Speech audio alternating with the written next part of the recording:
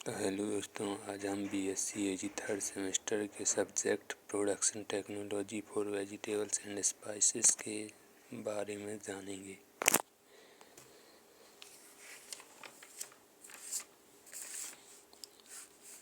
आज हम लोग सिर्फ लघु उत्तरीय प्रश्न को ही जानेंगे। ठीक है भाई लोगों, मैं किसी भी भाई की बैक नहीं आने दूंगा भाई, ये मैं गारंटी के साथ बताता हूँ भाई।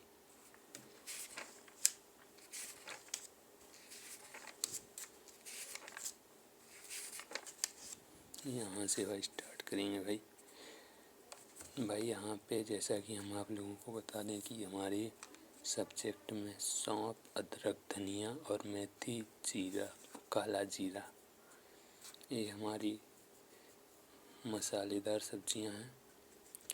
सौंफ जिसका नाम फेनुग्रीक, इसका बॉटनिकल नेम है ट्राइजोनेला कॉर्निकुला, जो कि फैमिली लेग्यूमिनेसी से बिलोंग करती है। जिंजर जिसको अदरक बोलते हैं, इसका बॉटनिकल नेम जिंजीवर ऑफिशिनल है, जो कि इसकी फैमिली जिंजीबरेसी से है। कोरिएंडर, इसको हम अदरक धनिया बोलते हैं, इसका बॉटनिकल नेम कोरिएंड्रम सटाइवम, जो कि एपिएसी फैमिली से बिलोंग करती है। फेनल, इसको हम सौंफ बोलते हैं। फेनल, इसका बॉटनिकल नेम फोइनिकुलम वल्गेयर, जो कि एपिएसी फैमिली से बिलोंग करती है। क्यूमिन, जिसको हम काला जीरा बोलते हैं, जिसका बॉटनिकल नेम क्यूमिनम साइमिनम है, जिसकी फैमिली अम्बेलिफेरी है। ब्लैक क्यूमिन, जिसको हम काला जीरा बोलते हैं, इसका बॉटनिकल नेम कैरम कैरर है और ये भी एपिकेसी फैमिली से बिलोंग करता है। तो क्वेश्चन नंबर 4, जो कि सौंफ का जन्म स्थान, उत्पादन क्षेत्र, उत्पादन समय तथा औसत उपज बताइए। तो इसका ओरिजिन प्लेस क्या है? जैसा कि आप लोग देख सकते हो कि इसका ओरिजिन प्लेस साउथ यूरोप यानी दक्षिणी यूरोप में है। और इसका प्रोडक्शन एरिया यानी उत्पादन क्षेत्र किस किस का है? तो गुजरात, राजस्थान, पंजाब, यूपी, वेस्ट बंगाल, कर्नाटक। और प्रोडक्शन टाइमिंग इसकी जनवरी और फरवरी इसकी प्रोडक्शन टाइमिंग है। इल्ड इसकी उपज कितनी है? तो 10 से 15 क्विंटल पर हेक्टेयर है। लो भाई, अब आते हैं हम लोग क्वेश्चन नंबर 5 पे। निम्नलिखित के पूर्ण नाम लिखिए। तो CIMAP और IPM का फुल नाम इसमें बताना है। तो CIMAP का full form central institute of medicinal and aeronautic plantation, जहाँ इसका जो कि कहाँ, लखनऊ में। एंड IPM का फुल फॉर्म क्या है? Integrated pest management. अदरक की नवीनतम किस्म लिखिए। तो क्वेश्चन नंबर 6 आता है, इसकी अदरक की नवीनतम किस्में जैसा कि आप लोग देख सकते हो कि सुप्रभा, सुरुचि और सुरभि। सिलेक्शन 35, कोल 35, कोल 117 ETC। क्वेश्चन नंबर 7, जीरा की खाद व उर्वरक आवश्यकता लिखिए। तो जुताई के एक सप्ताह पूर्व जिसकी 10 से 15 टन FIM और कंपोस्ट। और अंतिम जुताई के समय तो 250 किलोग्राम SSP, 60 किलोग्राम MOP और 200 किलोग्राम अमोनियम सल्फेट है।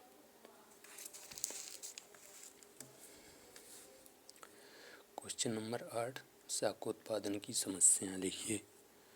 तो शाकोत्पादन यानी वेजिटेबल्स प्रोडक्ट, इसकी शाक उत्पादन की समस्याएं क्या है? जैसे सब्जियां अपेक्षाकृत शीघ्र खराब हो जाती हैं। जैसा कि आप लोगों को पता ही होगा कि सब्जियां बहुत जल्दी ही खराब हो जाती हैं। और पॉइंट नंबर 2, तो सभी लोगों को सब्जियों से प्राप्त होने वाले पोषक तत्वों के बारे में पूर्ण ज्ञान नहीं है, जिसके कारण इनकी खपत में अधिक वृद्धि नहीं हो रही है। तो सभी लोगों को सब्जियों से प्राप्त होने वाले पोषक तत्व हैं जो उन लोगों को उनके बारे में कोई ज्ञान नहीं रहता है, जिसके कारण वो व्यक्ति उनकी खपत नहीं कर पा रहे हैं। अधिकांश किसानों को सब्जी उत्पादन की नवीनतम तकनीक उपलब्ध नहीं है। कुछ क्षेत्र जैसे विशेषकर पर्वतीय क्षेत्रों में यातायात की सुविधाएं अपेक्षाकृत कम हैं। भाई थोड़ी सर्दी लग रही है यार, रात में वीडियो बनाता हूँ तो सर्दी लगती है भाई। सभी किसानों को सब्जियों की उन्नत प्रजातियों का बीज उपलब्ध नहीं हो पाता है। सब्जियों के उत्तम विपणन का अभाव। Question number 9। तो बैंगन, पात गोभी, गाजर, तरबूज, लौकी, भिंडी का वानस्पतिक नाम, बीज दर, बोने का समय, खाद एवं उर्वरक तथा उपज के साथ सारणीबद्ध कीजिए।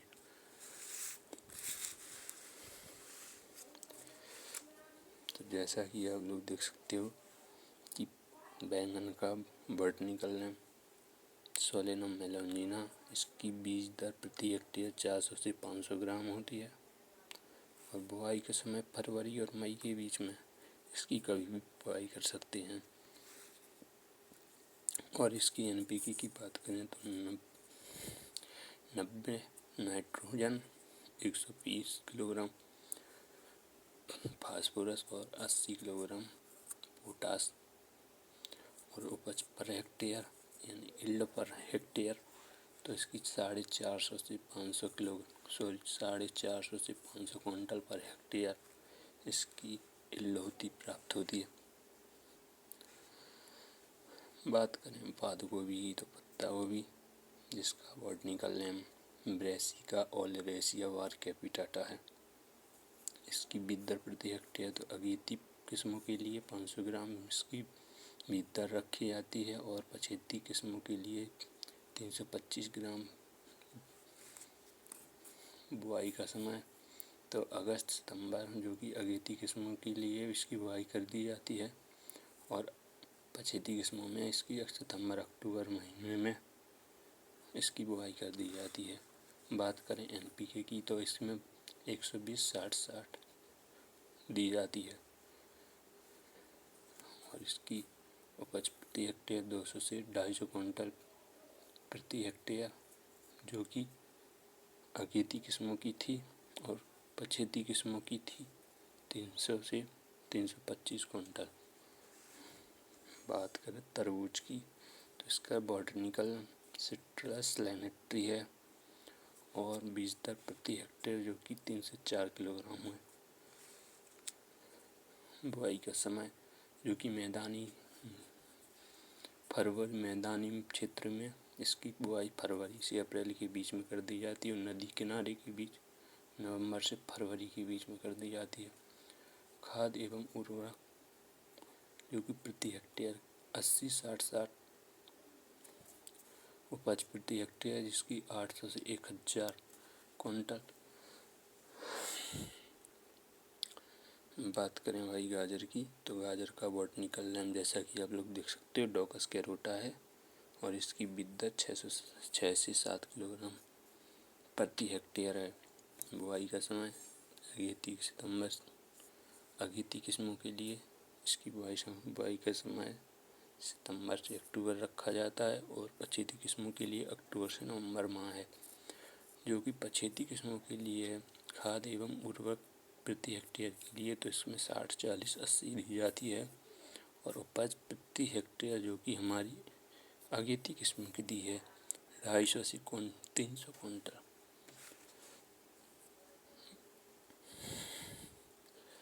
बात करें लौकी की तो लौकी का बॉटनिकल नेम लेजिनेरिया सिसेरेरिया है और इसकी बीज दर प्रति हेक्टेयर की बात करें तो 4 से 5 किलोग्राम इसकी बीज दर प्रति हेक्टेयर रखी जाती है। बुआई का समय जो कि इसका बुआई का समय फरवरी से जून में और खाद एवं उर्वरक प्रति हेक्टेयर की बात करें तो 120-180 उपज प्रति हेक्टेयर 250 से 300 क्विंटल प्रति हेक्टेयर। बात करें भिंडी की तो इसका बॉटनिकल नेम आप लोग देख सकते हो अबेल मॉस्कस एस्कुलेंटस है। इसकी दर प्रति हेक्टेयर गर्मी में जो कि कितनी पड़ती है, 15 से 20 किलोग्राम बीज की आवश्यकता पड़ती है, और वर्षा में इसकी 15 किलोग्राम। इसकी बुआई का समय, जैसा कि आप लोग देख सकते हो कि गर्मियों में हम इसकी फरवरी मार्च में इसकी बुआई कर देते हैं, और वर्षा में मई जून में। खाद एवं उर्वरक 60-30-50,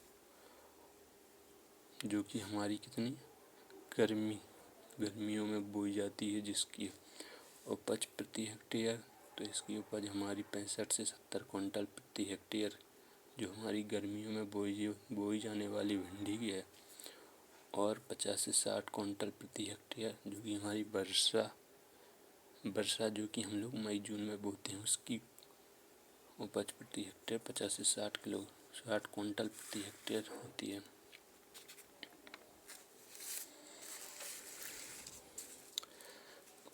क्वेश्चन नंबर हम लोग 10 देखेंगे।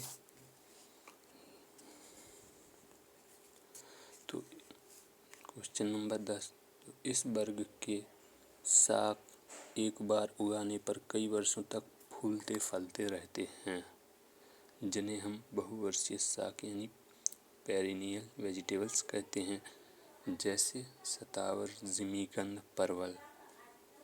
यानी एक बार जिसको हमने सब्जी को बो दिया है तो उसको हम कई बार, मतलब अब कई वर्षों तक फूलते फलते रहते हैं, उन्हें ही हम बहुवर्षीय साग कहते हैं। क्वेश्चन नंबर 11, तो परिरक्षण एवं संसाधन के लिए सब्जी उत्पादन को लिखिए। तो इसका आंसर देखते हैं। इस तरह का सब्जी उत्पादन परिरक्षण एवं संसाधन करने वाले कारखानों के निकटवर्ती क्षेत्र में ही किया जाता है। इस प्रकार का सब्जी उत्पादन बड़े स्तर पर ही जाता है।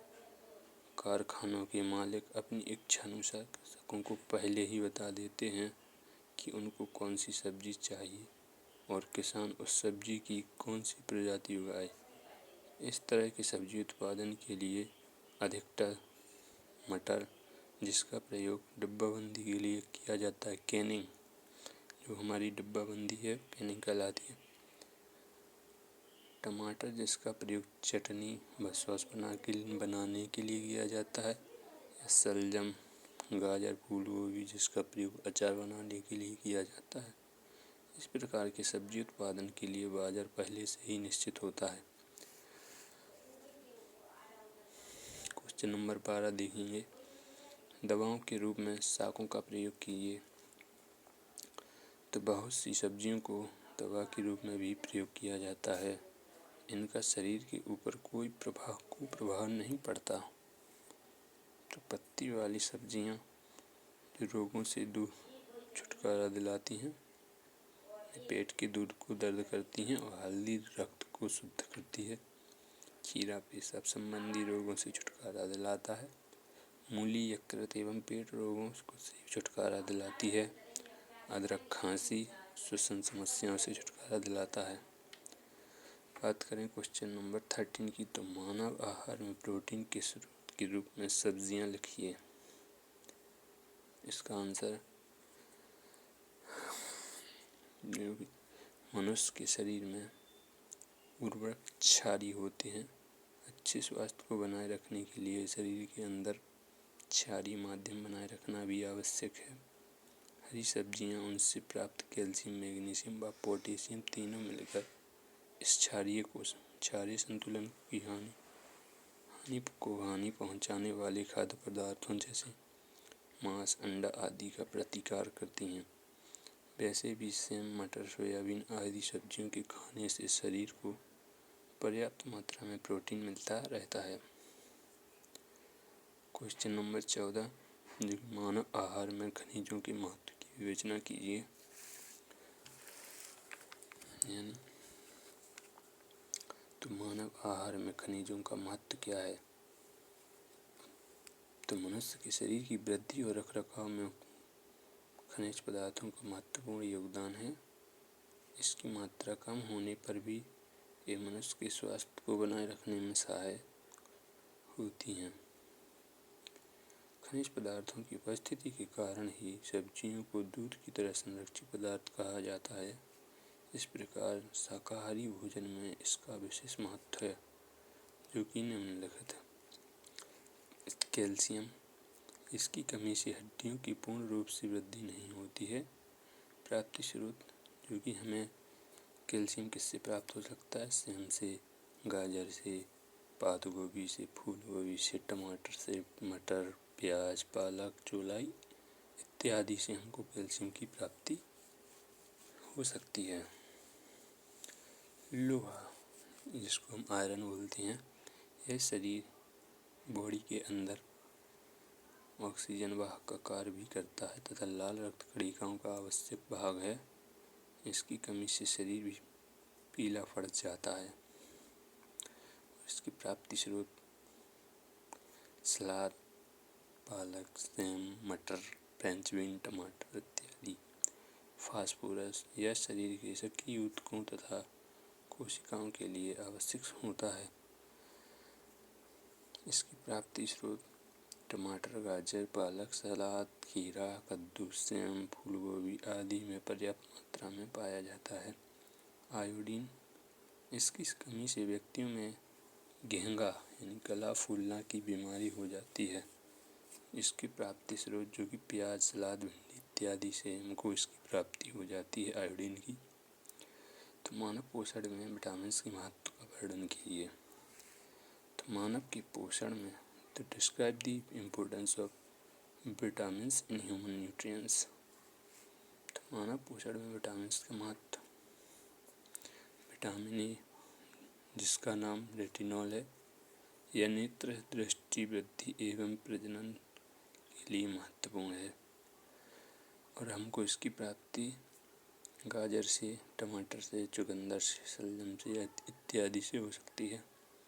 विटामिन बी, तो इस विटामिन का दूसरा नाम, जिसको विटामिन को थियामिन और राइबोफ्लेविन के नाम से भी जाना जाता है, यह जल में घुलनशील होती है।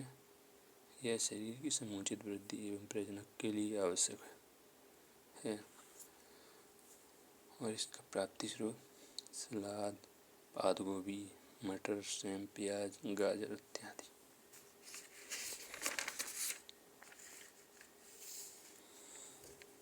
विटामिन सी, इस विटामिन को एस्कॉर्बिक अम्ल के नाम से जाना जाता है। यह जल में घुलनशील होते हैं। इससे मसूड़े, दांत बीमारी आदि से छुटकारा होता है।